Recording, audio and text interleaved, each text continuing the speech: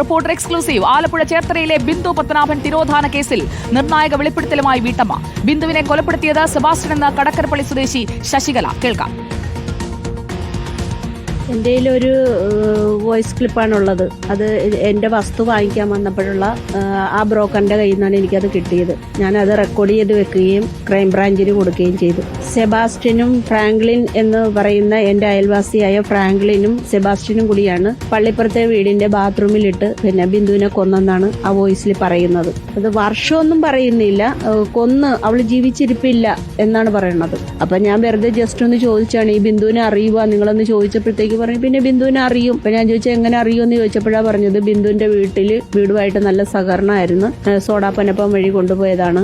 ബിന്ദു ഇവരുടെ കൂടെ ഇരുന്ന് വരെ മദ്യം കഴിക്കുമായിരുന്നു, മയക്കുമരുന്നിന് അടിമയാണെന്നൊക്കെയാണ് ഇപ്പൊ സോഡാപ്പനപ്പം പറയുന്നത്. ആ വോയിസ് ക്ലിപ്പിലുണ്ട്. അത് പരിചയമായി കഴിഞ്ഞപ്പോഴത്തേക്ക് പിന്നെ ഞാൻ ചോദിച്ചപ്പോഴത്തേക്ക് പറഞ്ഞു അവളൊക്കെ പണ്ടേ ചത്തുപോയി, അവളെയൊക്കെ പണ്ടേ കൊന്നു കളഞ്ഞതാണ്. ആരാണെന്ന് ഞാൻ ചോദിച്ചപ്പോൾ പറഞ്ഞു നല്ല ആമ്പിള്ളേരെ കൊന്നു കളഞ്ഞെന്ന് പറഞ്ഞു. അവളൊന്നും ജീവിച്ചിരിപ്പില്ല, പോലീസ് ഇതിന്റെ പുറകെ പോയിട്ട് ഒരു കാര്യമില്ല, പോലീസിന് ഒരിക്കലും തെളിയിക്കാൻ പറ്റിയ എന്നൊക്കെയാണ് അന്ന് പറഞ്ഞത്. ക്രൈംബ്രാഞ്ചിനോട് ഈ വോയിസിന്റെ ഇത് കിട്ടിക്കഴിഞ്ഞിട്ടാണ് ഞാൻ അത് കൊടുക്കുന്നത്. വോയിസ് കിട്ടണത് 2021 അന്ന് തന്നെ കൊടുത്തില്ല, കുറച്ചുകൂടിയൊക്കെ കഴിഞ്ഞിട്ടാണ്, മോളുടെ കല്യാണവും എല്ലാം കഴിഞ്ഞിട്ടാണ്. എനിക്കിത് എൻ്റെ കയ്യിലിരിക്കും തോറും എനിക്ക് ഭയങ്കര ബുദ്ധിമുട്ട് അനുഭവപ്പെട്ടു തുടങ്ങി. അപ്പോൾ ഇതെങ്ങനെയെങ്കിലും എവിടെയെങ്കിലും എത്തിക്കണം, കൊടുക്കണം എന്നുള്ള ഒരു വിചാരത്തിൽ അങ്ങനെയാണ് എൻ്റെ ഒരു ബ്രദർ വഴി ഞാൻ കൊടുക്കുന്നത്, ക്രൈംബ്രാഞ്ചിലേക്ക് കൊടുക്കുന്നത്.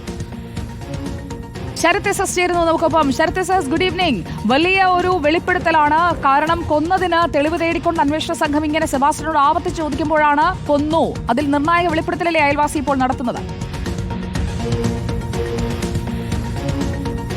Good evening Sujaya. ഈ കേസിലെ ഏറ്റവും പ്രധാനപ്പെട്ട ഒരു വെളിപ്പെടുത്തൽ, അതായത് ബിന്ദു കൊല്ലപ്പെട്ടു എന്നുള്ള വെളിപ്പെടുത്തലാണ് അയൽവാസി കൂടിയായ അല്ലെങ്കിൽ കടക്കരപ്പള്ളി സ്വദേശിനിയായ ശശികല ഇപ്പോൾ നടത്തിയിരിക്കുന്നത്. നമുക്കൊപ്പം ശശികല ചേരുന്നുണ്ട്, അവരോട് തന്നെ കൂടുതൽ കാര്യങ്ങൾ ചോദിച്ചറിയാം. ശശികല, ശരിക്കും എന്തൊക്കെ കാര്യങ്ങളാണ് ഇതുമായി ബന്ധപ്പെട്ട് നിങ്ങൾക്ക് അറിയാവുന്നത്?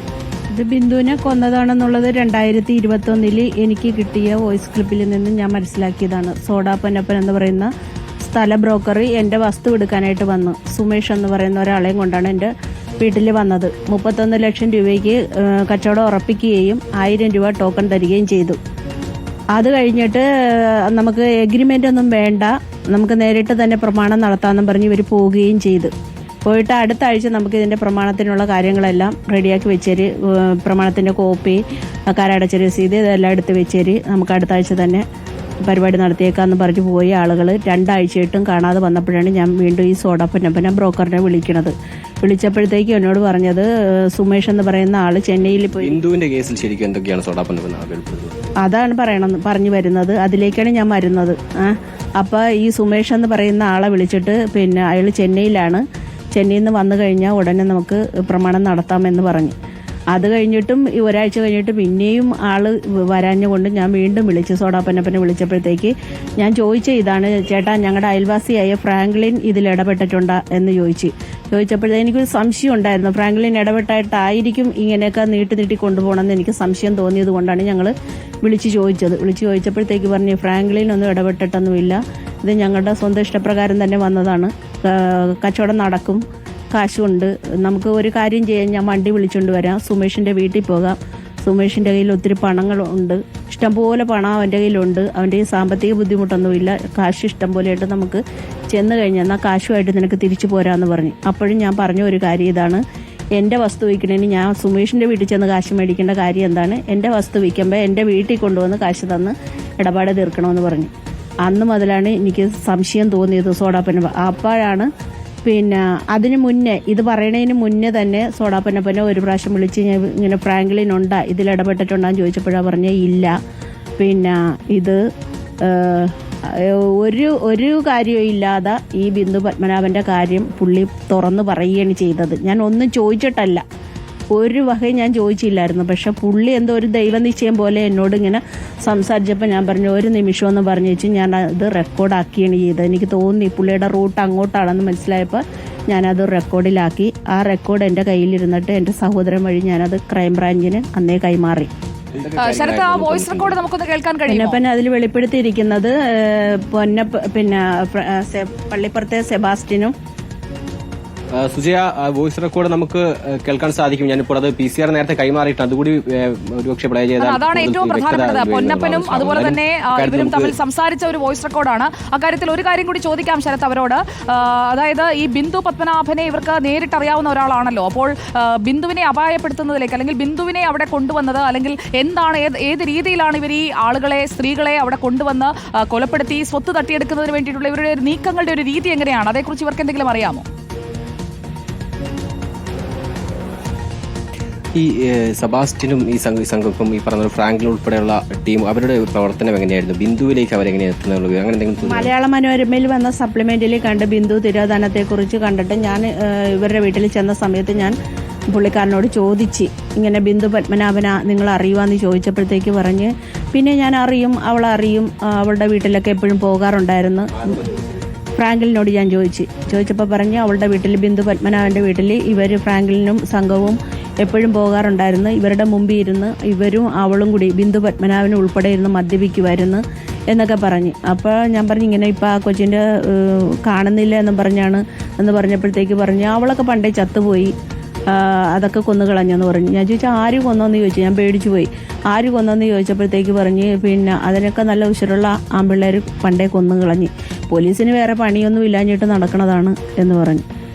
അപ്പൊ തന്നെ എനിക്കൊരു സംശയം ഉണ്ടായിരുന്നു ഇയാളും അതിലേക്ക് പറയുന്നത്. ശശികല തുടരണം, ആ ഓഡിയോ ക്ലിപ്പ് നമ്മളൊന്ന് കേൾക്കട്ടെ. നമ്മുടെ തിയേറ്ററിന്റെ അവിടെ ഞാൻ മരിച്ചു കൊടുത്താണ് ഇതിന്. അവന്റെ വീട്ടിൽ കൊണ്ടാണ് ഞാൻ കൊടുത്തിട്ടും ഞാൻ പറഞ്ഞ ഇരിക്കട്ടെ എന്നും പറഞ്ഞ് ഞാൻ പോയതാ. പിന്നെ നമ്മളിടൊന്നും പറയല്ല. പിന്നെ ഇവനും സെബാസ്റ്റിനും കൂടിയുള്ള കളിയായിരുന്നു.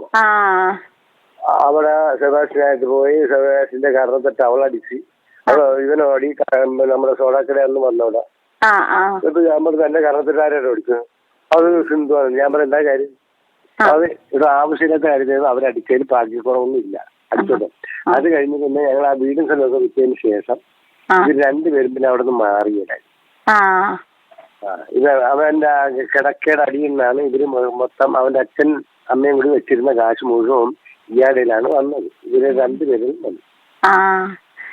എനിക്കറിയാം. എന്നോട് പറഞ്ഞ പതിനഞ്ച് കിടക്ക കൊണ്ടുപോയി. ഞാൻ ഞങ്ങളോട് പറഞ്ഞറിയാവാ.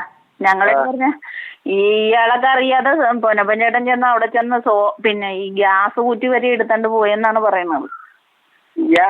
ഗ്യാസ് കുറ്റി കൊറേ കൊറേ അധികം ഫർണിച്ചർ ഉണ്ടായിരുന്നു, അത് കൊണ്ടുപോയി കൊറേ സാധനങ്ങളൊക്കെ കടത്തി. എന്നിട്ട് ഇപ്പൊ പൊന്നപ്പന് വണ്ടി ഇടിച്ചിട്ട് അബോധാവസ്ഥയിൽ കിടക്കുകയാണ്. ഇപ്പൊ ഇച്ചം പെയ്യാണ് പറയണം, വട്ടാണ് എന്നൊക്കെയാണ് ഞങ്ങളോട്.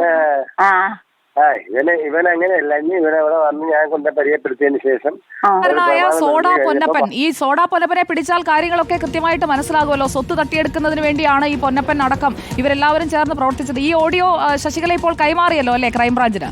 നമ്മളിപ്പോൾ കേട്ട ഓഡിയോ അത് കൈമാറി. അവർ ഇന്നലെ വന്ന് എൻ്റെ മൊഴിയൊക്കെ രേഖപ്പെടുത്തി കൊണ്ടുപോയി. ഇതിനു മുമ്പും വന്നായിരുന്നു, ക്രൈംബ്രാഞ്ചിൽ നിന്ന് നേരത്തെ വന്നായിരുന്നു, കാര്യങ്ങളൊക്കെ തിരക്കി. അതിന്റെ എല്ലാ വശങ്ങളും ഞാൻ സഹകരിച്ച് മുന്നോട്ട് പോയിക്കൊണ്ടിരിക്കുകയാണ്. എല്ലാ വിവരങ്ങളും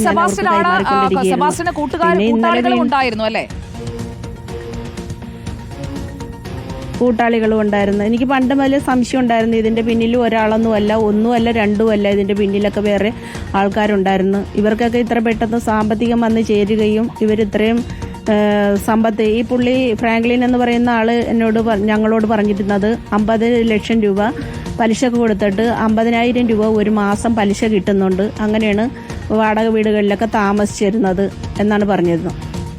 ഓക്കെ, എന്തായാലും പ്രതികരിച്ചതിന് നന്ദി. ഇക്കാര്യങ്ങളൊക്കെ തുറന്നു പറഞ്ഞല്ലോ. കടക്കരപ്പള്ളി സ്വദേശി ശശികലയാണ് നമ്മളോട് സംസാരിച്ചത്. അപ്പോൾ താങ്ക് യു ശരത്. ഇപ്പോൾ അന്വേഷണം തുടരുകയാണ്. സെബാസ്റ്റ്യനാണ് കൊന്നത് എന്നതിലേക്ക് എത്തുന്നു. ഇനി ശുചിമുറിയിൽ കൊണ്ടുപോയി കൊന്നതിൽ ഫ്രാങ്ക്ലിൻ അടക്കമുള്ളവരുടെ പങ്ക് എന്താണ്? അന്വേഷണം നീളട്ടെ. നമുക്ക് അതിന്റെ ഏറ്റവും പുതിയ വിവരങ്ങളിലേക്ക് എത്താം.